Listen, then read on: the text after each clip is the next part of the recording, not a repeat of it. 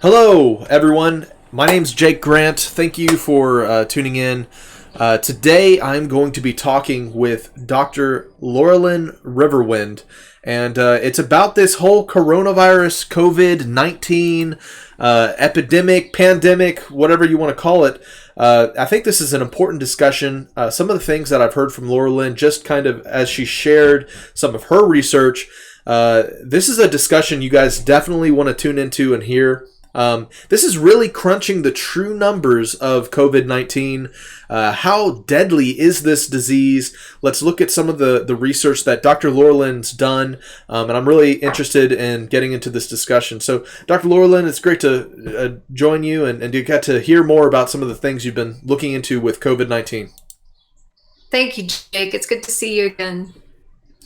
Yeah, so this is a crazy thing going on. This is unprecedented in the history of nations where church doors are shut. People all around the world are being told to stay in their houses. Some people say that the fear mongering is over the top, that this is no big deal. Some people believe that this is truly something we need to nip it in the bud right at the start, so it doesn't get far worse than it could be. So, Dr. Laralyn, what is the situation, and where do you want to start? Because this has got a lot of people kind of either they're really afraid or they don't care at all. And which way should people be leaning? Well, where I want to start is by saying those of us who are believers, who worship the God of Abraham, Isaac, and Jacob, Yahweh, who love Yeshua, the Messiah, we need to, first of all, approach everything with wisdom and with a lack of fear.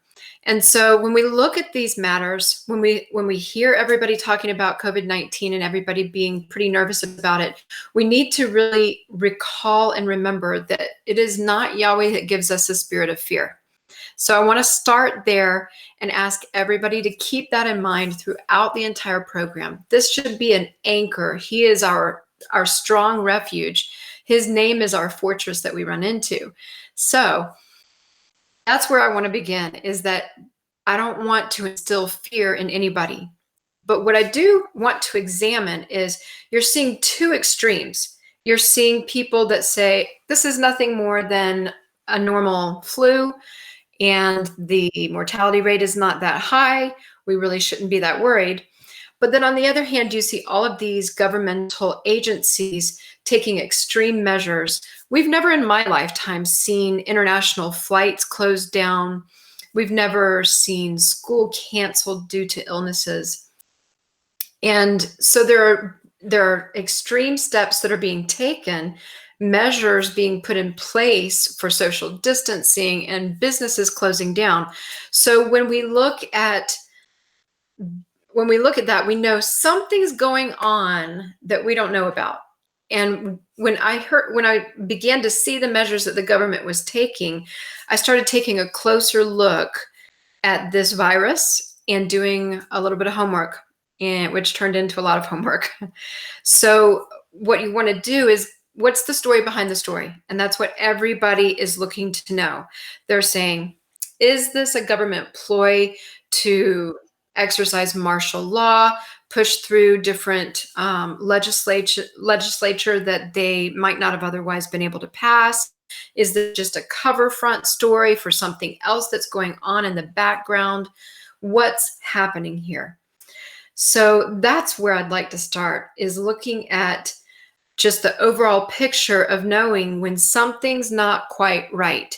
And we all kind of feel that way because we know that media is saying one thing, but the actions that are being taken don't seem to quite fit with the narrative that we're hearing. So then we need to look at some facts and start making some assessments of our own. Yeah, very good. I like how you started off with, there's no one we should be fearing except God. But at the same time, this has really stirred up a lot of people's lives. They're not knowing what they're going to do for their family's income. This has affected me personally, my wife personally, and her work, and this is a hard time, and I think a lot of people just are unsure. While they might not be afraid of the virus, it's the effects of the fear that other people have of the virus that causes societal collapse and people to take all the food and groceries when people can't just get their daily necessities anymore. This is something also personally important for me to discuss because my parents are in Honduras right now, and that country is in a far more extreme lockdown situation than you'll see here in the United States at the moment. My dad has to stand in line for hours to get bottles of water and just stuff like that. So this is a situation that's worldwide. A lot of people are affected, and a lot of people are just wondering, what is the truth behind this whole thing? So let's get into it. Okay. Well, first, I want to say the reason why I'm doing this is I have a very strong conviction from the Lord that when I'm given knowledge that if I don't speak out about it, then the blood will be on me. And I don't want that to happen. So what I'm doing, there's a scripture that says the scripture is 1 Corinthians 14:8, and it says, "For if the shofar doesn't produce a distinct sound, who will prepare himself for battle?" And what I'm doing right now is being a shofar to tell you what's going on, and to relieve myself of any kind of culpability in not sharing. So I want you to understand what I'm doing is not fear mongering, and it's not alarmist. I used to work in emergency rooms before I was a doctor, and my job, I had many jobs, but one of the things that I did as I was doing EKGs, as I was doing phlebotomy, as I was triaging, as I was doing wound care, and all of the many other things I did, I was helping the patients to come into a state of calm. And that's what I'm praying will happen even in the midst of all of this that I'm about to inform you of, that there will be calm and that there will be peace in your heart, because you know who's on the throne. You know who's in ultimate control of everything. So as I go into this, I just want to tell you, hear the trumpet call, but we are not to panic. All right? So what I'm going to talk to you about today has to do with what I learned in my schooling concerning epidemiology and infectious disease and statistics. Don't run off and be totally scared because I'm saying math, which is apparently even a scarier word than coronavirus. Many people hear the word math and they tune out, but I will be doing all the math for you. All I want you to do is follow the logic of what I'm saying. Okay. So I'm going to make this very easy for people who don't enjoy math. What you've been hearing in the media has been a couple of different things. One, you're hearing experts speak that are in the medical field, and they're speaking to media personnel, reporters who do not understand all there is in the medical field to know concerning these things. And so then they're passing the knowledge on to you. You're hearing people say things like 2, 3, even maybe 4% mortality rate for the COVID-19 virus. But this is not accurate, and I'm going to explain why. In epidemiology, mortality rates are not the best way to describe what the chances are of somebody living versus dying in the disease. In acute infectious diseases, mortality rates can be used with more accuracy in things like a long-term study concerning cancer outcome or heart attack or stroke. What we really should be looking at in acute infectious diseases is something called the case fatality rate.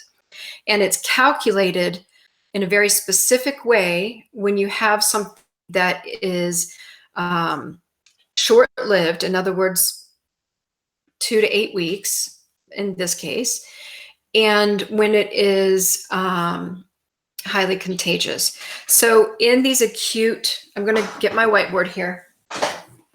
In these acute phases, what you really want to look at, and you can find this online if you dig, it's not been quite as easy since this outbreak, this pandemic.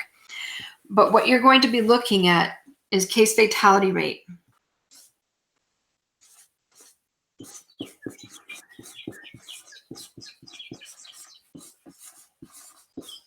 And we're going to call this CFR, okay? CFR is not equal. Okay, I'm going to pause there and say, what you've been hearing from the media is, look, only 2% of the people who've ever caught coronavirus have died. So, which is approximately true. But what the media is doing is taking that and saying, see, coronavirus only has a 2% fatality rate. You really don't need to sweat this. This is not accurate.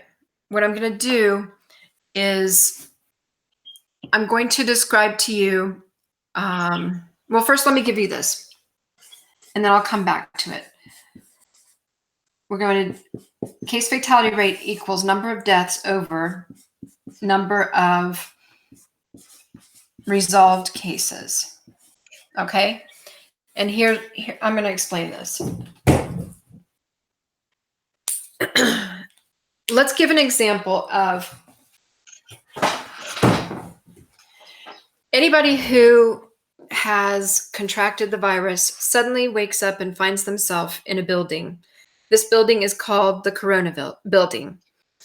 In this building, it only has 2 exits. The front door, which is the door to recovery. You get to go home, you're fine. You don't have the virus anymore. And the back door, which is where you're taken out to the morgue and you've died. So there are only 2 possible outcomes.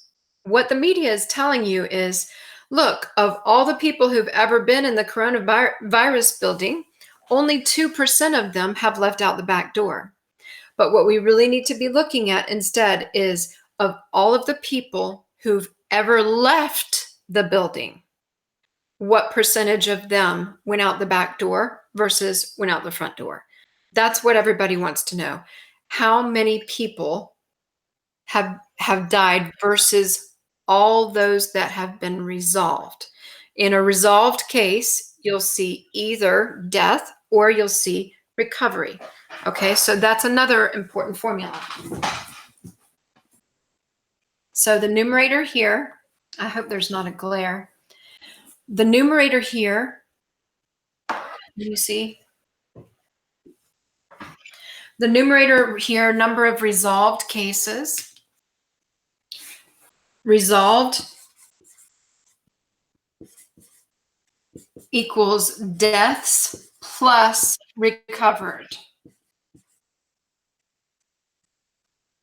Okay? The reason why I'm sharing these numbers with you specifically is because you can't always find each of these statistics. Sometimes you have to find them.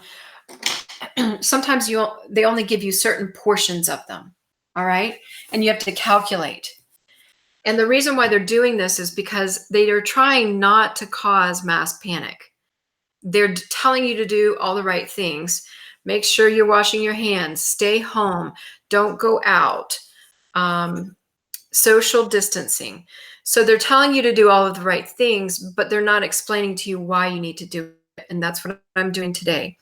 So hoping everybody's tracking here with me on this. You can find, I've got sources for this information, epidemiology, statistics, sources, credible resources on our blog that's called Coronavirus, Should I Be Concerned? And so you can check those out to see. But what I'm hoping is that you can see just from a sense that it makes sense. Okay. The reason why we don't want to include all of the unresolved cases in this calculation is simply put that the jury's still out. It's like saying, well, only so many percent of people who go to court die. Well, you want to know how many percent of people that it's applicable to, how many people that actually get the death sentence die. But what I'm saying here is this: all the people who are still in the corona building are going to at some point exit one way or the other. What we want to look at is just those who've exited, just the resolved cases. So when we look at the resolved cases, what do we see? I have a chart that I've prepared to show the actual case fatality rates. All right. The USA right now, the case fatality rate is at 35%, which is drastically improved from what it was just less than a week ago. I've been tracking this for about a week, and when I started, it was about 69%. It's gone as high as 72%, but I told people when I put the video out and when I put the blog out, I do expect that those numbers will drop, because the longer we go on, the more people, it takes longer for some people to recover from the case than it does for some people to die. Now, there are exceptions, but a lot of times the median from symptoms to death is running at about 2 weeks. Some of them go up to 8 weeks.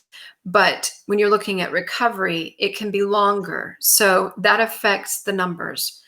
So you'll see a higher rate typically at the beginning of an outbreak in the case fatality rate than you will see at the end. The opposite is true of a mortality rate. Okay. When you look at the mortality rate, it looks very diluted at the beginning because you're taking in all of the number of cases as well. And then at the end of an epidemic, it will be higher because all of the cases have resolved. So what you're looking at here, I have the number of resolved cases, and then I'm showing the number of dead and the number of recovered. And as you can see, the people who have died in the US from the coronavirus as of this morning are 2,329, whereas the people who've died are 4,378. Now, anybody not even doing any kind of math can see that when you're talking about 6,700 cases that have resolved and 2,300 of them have been resolved to death, that's not 2%. That's not 3% or 4%. That's nowhere close. That's 35%. Okay. Wow. So, just a quick question, to help clarify in my own mind. I know maybe other people out there are trying to figure this out as well. Is the reason they're reporting such a low number, that 2%, is because they're not considering based on resolved cases. They're just considering based on total number of people who are infected / people who've already died. So that's the discrepancy, is they're not basing their math off of how many people got the virus and went out the cured door versus the dead door.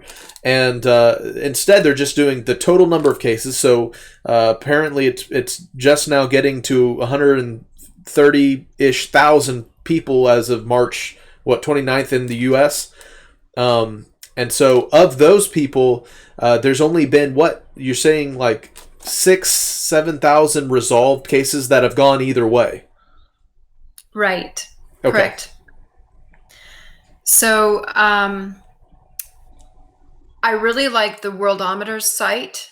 Worldometers is an independent, privately owned website that accumulates data from different organizations, such as governments, ministers of health in different nations, the CDC, the World Health Organization. And I know a lot of people have distrust for these organizations, and I can certainly understand that. But one of the things that I do believe they are doing correctly is reporting the numbers, because there's the best lie, remember, is fact with a little bit of skewed. And so what they're doing, they're telling you the numbers. We can go, if we're educated, and calculate these things, but what they're not doing is being straight with you and saying, listen, right now it's looking like 35% of the people in the US are going to die from this. Like I said, that number will go down some, hopefully. It may end up increasing again if we run out of things like respirators.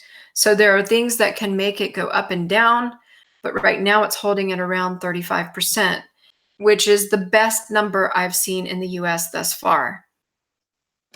Worldometers, when I first began investigating this, it was really nice because on their website, they had very clearly, for anybody to see, the statistics that I calculated. They still have my formula. It's not my formula, but the one that I just showed you, that I used to calculate these things. They showed this on their website. So I was able to go there and find it. And they say in their narrative that calculating the mortality rate by utilizing number of deaths over number of people who have been infected is very, very much a flawed formula. You can't use that one. And then they go on to list the formula that I have used, which is number of deaths over number of resolved cases. So they have been very helpful in putting things in plain sight, which is something you're not going to see on the CDC or the WHO websites. So when you look at Worldometers, which is the source that I believe most of the media is utilizing to keep their numbers updated, you originally could go to each country and find the case fatality rate. They didn't call it a case fatality rate, but what they did was they listed the number of recovered and death and put their percentage. You can't see it on America's, but go to a different country. This is interesting. If you go to a different country, for example, Italy, go to Italy, and when you look at Italy's numbers, you'll see they still have the case fatality rate listed in there. If you scroll down underneath the number of recovered on the right-hand side, you'll see 45% in parentheses after deaths. And so it's showing you that's the case fatality rate, 45% right now in Italy. That number's been holding pretty constant for about a week. So it's looking like Italy is going to resolve or at least hold that number unless some drastic things change, which tells us this coronavirus is more lethal than the MERS and then the SARS viruses. And that's why there's so much outcry and measures being taken. It's something to take seriously. This is not a 2% killer. Now, there's an exception. There are a couple of exceptions. I want to point out, well, first let's look at Israel, because I love Israel and so does Yahweh. Israel is doing, they've only had 104 resolved cases so far. And usually when you have that few number of resolved cases, you have a fairly high case fatality rate. But Israel is doing pretty well, holding at about 14%. They've had 15 deaths and 89 recovered cases. And so they're right now at 14%. They took measures very early, though, and that will likely come out to their benefit. Let's look at China. China, everybody is accusing China of falsifying their numbers. And is it possible? Of course that's possible. But let's look at if there could be another reason. China is reporting a number of resolved cases being almost 79,000. And the deaths were only 3,300. So that gives China a case fatality rate of 4%. Now, what did China do different?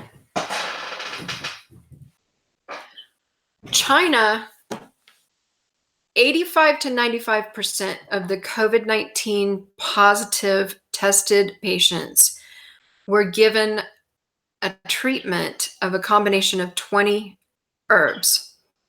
These were traditional Chinese medicine herbs, and many of them have been studied for decades on their effectiveness with coronaviruses. Because this is a novel virus, a new virus, it means that it hasn't been tested on that specific one to our knowledge. Really just depends on how long China's had this virus, if you know what I mean, in labs and not in the public. But other coronaviruses, they've been tested against and shown efficacy in. What that means is that they had the answer before this thing started. Traditional Chinese medicine has included the utilization of herbs for thousands of years. They know what an antiviral herb is like. They know what kind of actions it's going to have on the body.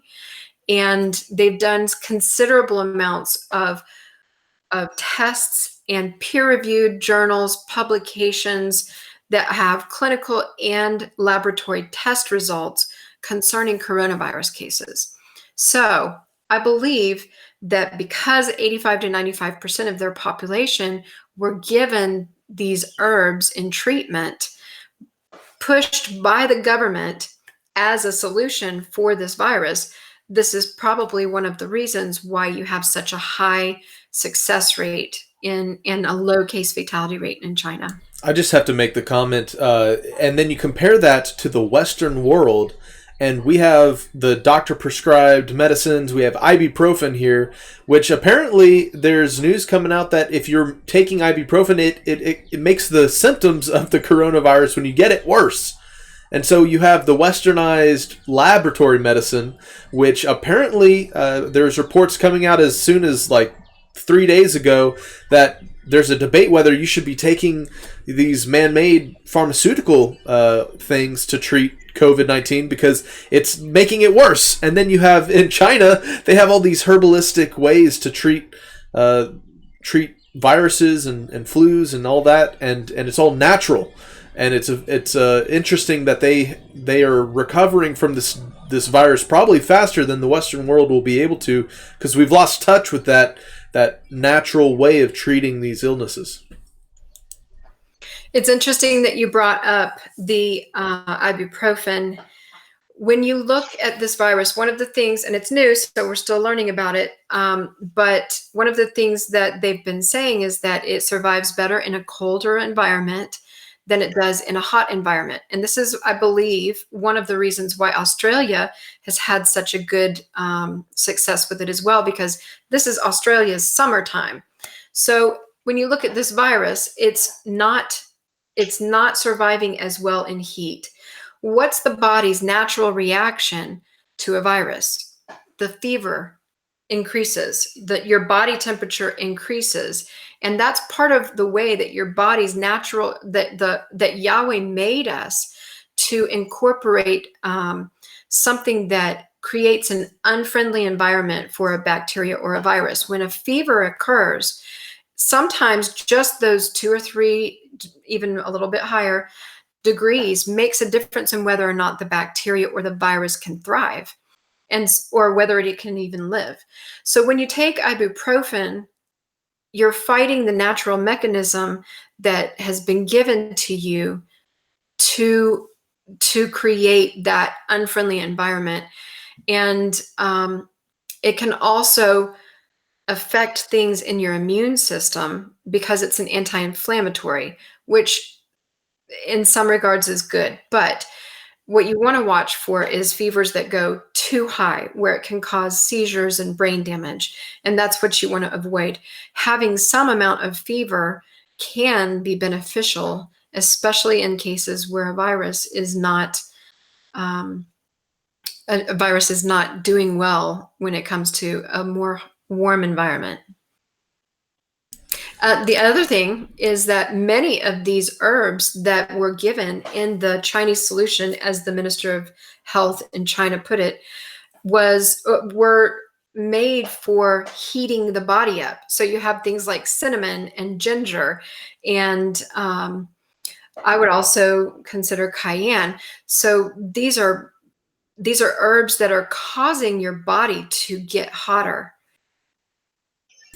Do you know if they have a list of those ingredients that they were using, or the herbs that they were given to the people? Is there a list that people can find? Yes, it's not quite as easy. The one that I've seen that's been published out there is it's not the way that typically it would be listed in the United States, but keep searching, because there may be other websites that are a little more user-friendly to English speakers. But I also have herbs on one of my coronavirus blogs on our website at firekeepersinternational.org. And it's called Anti-Coronavirus Protocol Herbal Supplements, or Herbals, or something like that. Yeah, I mean, just looking at the numbers that you've been sharing with us, how it's not 2% like we've kind of been lulled by the media into understanding. It's a much higher percentage, and that's why I think some of what you're sharing with taking this time seriously of quarantining and isolation, and if you're showing symptoms, not going to your loved one's house who's an elderly person who could possibly catch it.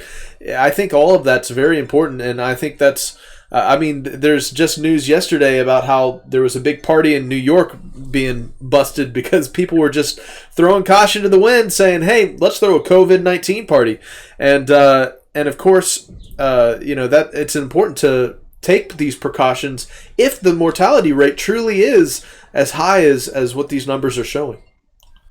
Right.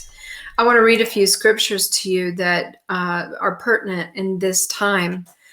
Proverbs 22:3 says, "The prudent sees danger and take refuge, but the simple keep going and pay the penalty."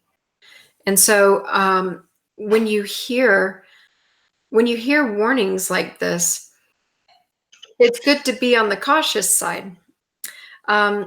Here's one that's good. Ezekiel 38:7, "Be prepared and prepare yourself, you and all your companies that are assembled about you, and be a guard for them." When you social distance and when you self-quarantine, I believe that this is fulfilling. And one of my herbalist friends said this, and I love it, Alicia Warnikoff. She said, "This is loving your neighbor."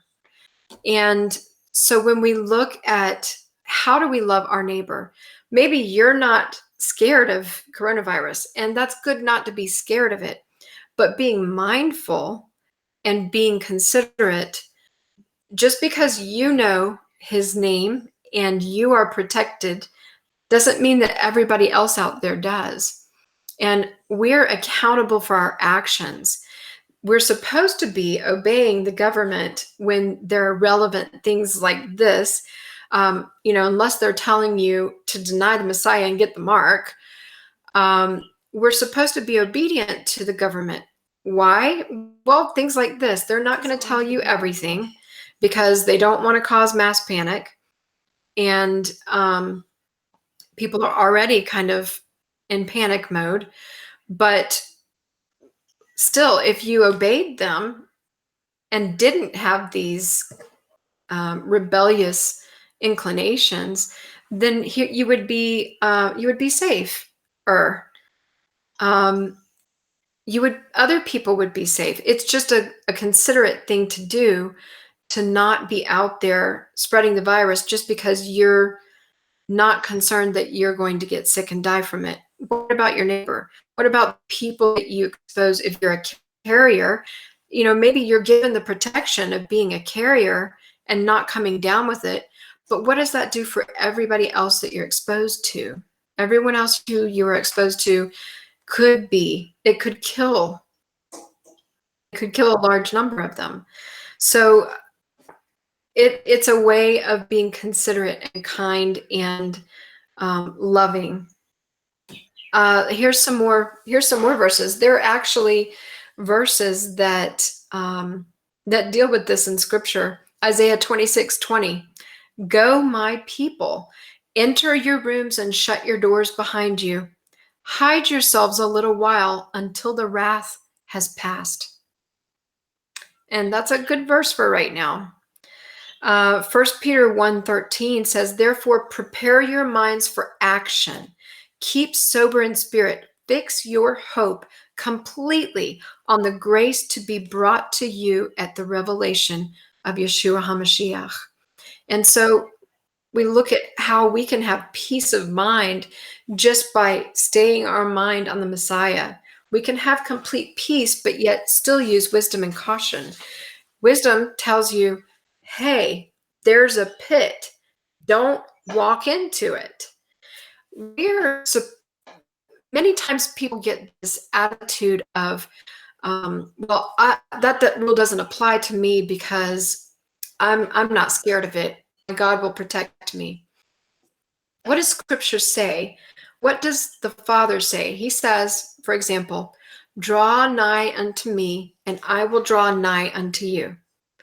And to me, that's a really good example of how he demonstrates we have a part to play, and he has a part to play. You can carry this over into that principle, into something like this. We have a part to play. We should be social distancing. We should be washing our hands. We should be listening when the government is telling our rulers and authorities that the Father has placed over us, are telling us to maybe to shelter in place and things of this nature. We do our part, and Yah does his part. And so what we see when we do that is that he's exercising wisdom in us. He's developing prudence. He's helping us understand that we have a role to play in all of this, but yet we can rest in him in knowing that he also is going to play his part. Now, people are asking, is this going to be around for a while? How long do you think we're going to be impacted by this virus with your work in the medical and holistic health world? What do you see kind of as a forecast as the length of time things need to be shut down to squash this thing? How long are people going to be affected? There are several factors that still have to be, there are several undetermined factors yet that are going to play a big part in this. So it's still too early to be able to make estimates like that, because it really depends on the people. If the people would actually shelter in place and do what the government's saying, this could be resolved fairly quickly. But what we're seeing is, because people are still comparing it to a typical annual influenza and defiantly going out and not enacting the safety measures that have been put in place, it has the potential to go on for longer. Here are other factors that affect this. There's the COVID-19 virus keeps people sicker for longer. And so that means that it's going to be that this pandemic is going to last a little bit longer than other ones that are a little bit shorter. It has a wide variance in the in the latency period, it has an ability to cause a relapse, which also can be a problem. And typically in these pandemics or infectious diseases that are so acute, you'll see a spike and you'll see it come back down like this. And so what we're looking at now is we're still in that climbing spike. So we haven't gotten anywhere, potentially we haven't gotten anywhere close to the top. It's hard to tell until we start to see at least a few days of things leveling out. And the temptation is going to be that the shelter in place is removed too early, or the safety precautions are not continued for as long as they should be. That's common, unfortunately, in epidemiology. And what ends up happening is that you'll see another, like a gentler slope of another hill, sometimes multiple ones. And another reason why that happens is because you see governments being pretty nervous about social and economical collapse. Because if you go for too long without a society working, you're going to end up with an enormous amount of people on welfare after you've already had this huge economic impact that's like a gut punch, or could be even lethal blows to some countries' economies. You see the stimulus package that's already gone out in trillions of dollars, and that's not even considering the economic impact that will occur in the years to come from the coronavirus and all of the small businesses and even not so small businesses. So I would encourage the body to, if possible, shelter in place for longer than what they tell you, because I anticipate we'll see another spike if it's removed too quickly. And to continue at least taking your personal protective protocols of washing more diligently, wearing your mask longer if you can find one, wearing gloves, wiping down with an all-natural cleaner your boxes that come into the house, getting rid of the boxes and the bags that things come in. And just measures like that need to be enacted for longer than what they tell you. Don't get comfortable when things start going on the downward decline. Now, another aspect of this that I wanted to ask you about is, of course, the vaccine push that is coming. I mean, they are rushing through many different countries to get the first coronavirus COVID-19 vaccination ready. And this is terrifying because think about the time they have to put it through tests and trials and the weird hodgepodge witch's brew of mix that they're throwing into this thing to then try to combat this virus. So maybe you can speak to the coming vaccine push. I mean, that's tied to this whole COVID-19 thing. Your perspective on vaccinations and a possible vaccination that's offered for this, or if it ever comes down to it, a mandated vaccine. What do people do in that case? What are your thoughts? I've been warning people for years that the mark of the beast, the crack in the door to the mark of the beast, is that opening is going to be through vaccinations. Because what you see when you look in the biblical references to the mark of the beast is it's a lack of personal informed consent. And the only place there are two places that we see this in healthcare that I can think of off the top of my head. One of them is in cases where you may harm yourself and there's a mental health issue. And the other place is in vaccinations.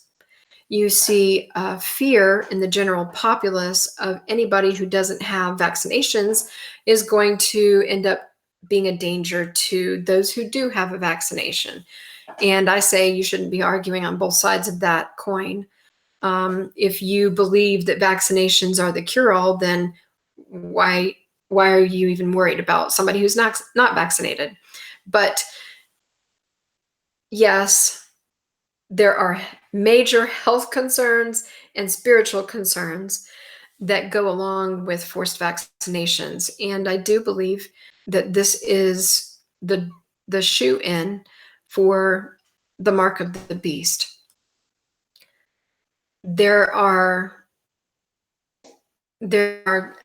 considerable concerns for efficacy and safety of the vaccination in and of itself, but out of sheer terror, some people are going to be getting it.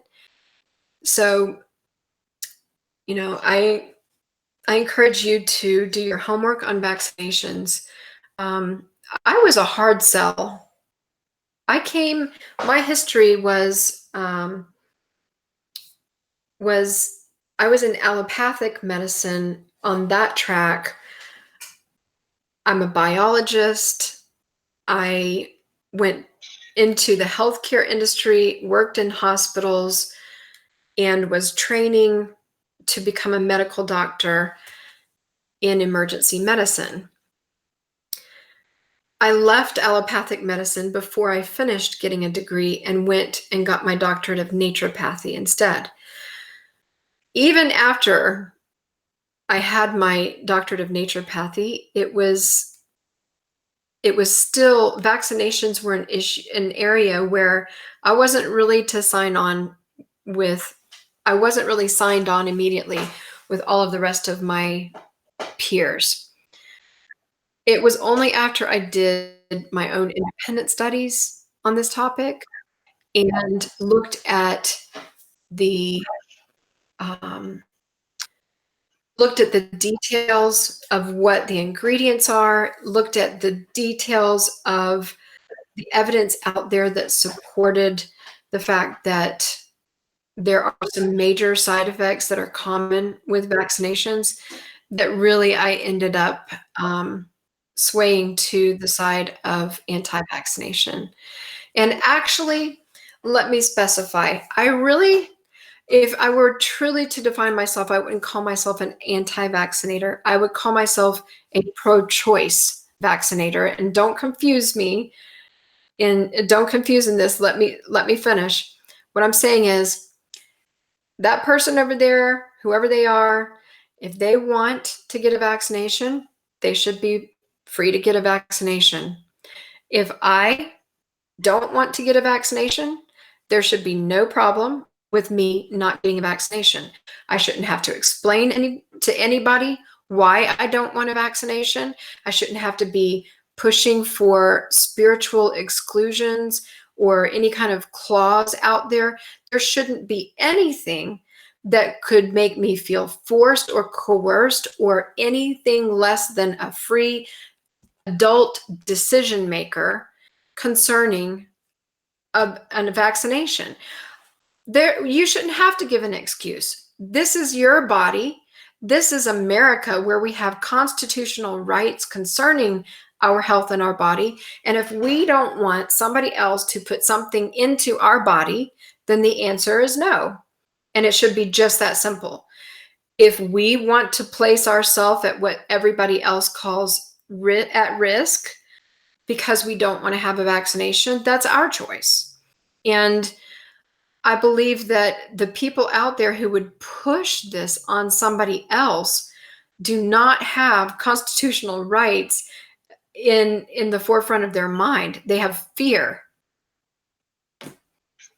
Yeah, I don't mean to stray too far into eschatology or anything, but they're tying a lot of this financial reset stuff. ID 2020 is something that comes to mind, and while coronavirus might be crashing the economy by keeping people home, they're looking at this as an opportunity to implement a whole bunch of different legislation and various other kind of infringements on freedom. They're looking to change up how the financial system works with online identities. and they're going to possibly tie it to this, mandated vaccines or anything like that. And that's the kind of stuff that's interesting to pay attention to, how they're using this societal breakdown to push through all this other legislation, to push of the $2 trillion stimulus package. I know there was promised like $1,200 per person, independent contractors and stuff as part of the stimulus package. Well, if you divide the 300 million people by the $2 trillion, then people should be able to get up to $6,000+ each for the stimulus package. But guess what? All of that extra funding and money is going to special interests that we have, who knows where it's going. And so they're kind of putting out this hook for the American people of saying, hey, we have all this funding, the stimulus package, we want to slip in, a check to you, but you have to be okay with us taking away your civil liberties, putting National Guard people at the hospital, not allowing you to traverse your city freely. All this kind of stuff is coming down the chute because of this virus. So there's strange times we're living in, and bottom line, be on the lookout, keep your head on a swivel, and take it seriously too. I mean, if these numbers are correct, then that's a far more sober percentage than 2%. So, Dr. Laralyn, if there's anything else you wanted to kind of leave people with of how they can kind of address this time, this virus, any final things to leave people? I want to keep the whole thing short so people can watch it in a digestible way. But anything else you want to leave people with? Yes, I want to leave people with the words of the Almighty. Isaiah 41:10 says, "Fear not, for I am with you. Be not dismayed, for I am your Elohim. I will strengthen you. I will help you. I will uphold you with my righteous right hand." Joshua 1:9 says, "Have I not commanded you? Be strong and courageous. Do not be frightened. Do not be dismayed. For Yahweh, your Elohim, is with you wherever you go." 2 Timothy 1:7 says, "For Yah does not give us a spirit of fear, but of power and love and self-control." Psalm 91:14 says, "Because he holds fast to me in love, I will deliver him. I will protect him because he knows my name." Psalm 9:10 says, "Those who know your name will trust in you, for you, O Yahweh, have not abandoned those who seek you." Psalm 29:11 says, "May Yahweh give strength to his people. May Yahweh bless his people with peace." And there's one more that I want to go to, but give me just a second to find it. So I'm going to switch to you real quick. There's one more I've got. Okay. Well, I think this is personally, this whole situation is really kind of got me thinking about how quickly things can change. The whole world has been turned upside down by something, and it's never had anything like this happened in at least recent history. And so it just goes to show people, don't get comfortable where you're at. Always be preparing your heart, your mind, your body for whatever, and trusting in the Almighty to lead you when times do get tough. So just really, really important stuff. So did you go ahead and get your verse? Yes, I did. And I want to say this before I read this, because I want to end with this. But we have several blogs on our page, and we're going to be doing some other spiritual applications that can help protect you in this time. So I hope people will sign up for our newsletter and subscribe to our YouTube site. It's Firekeepers International and firekeepersinternational.org. And because there are some very key issues that you need to be aware of. But here is the verse I want to leave you with. And it's Isaiah 43:2. When you pass through the waters, I will be with you. And through the rivers, they shall not overwhelm you. When you walk through fire, you shall not be burned, and the flame shall not consume you. Very good. Amen. Well, Dr. Laralyn, thank you for taking the time. I know you gave me a call and were explaining this, and just for my own benefit, I needed to hear some of the research you've been doing, just to understand the gravity of kind of the situation. But thank you for sharing with us, and everybody who's listening. Thank you for watching. Do some more research. I encourage you to go check out. Dr. Laralyn put out a couple of blogs and posts on this, so you can check that out with their Firekeepers International YouTube and on Facebook. So just want to thank you one more time for coming on and discussing with me. Thank you so much. I appreciate it. All right, guys. We'll catch you next time. Thanks for tuning in, and shalom.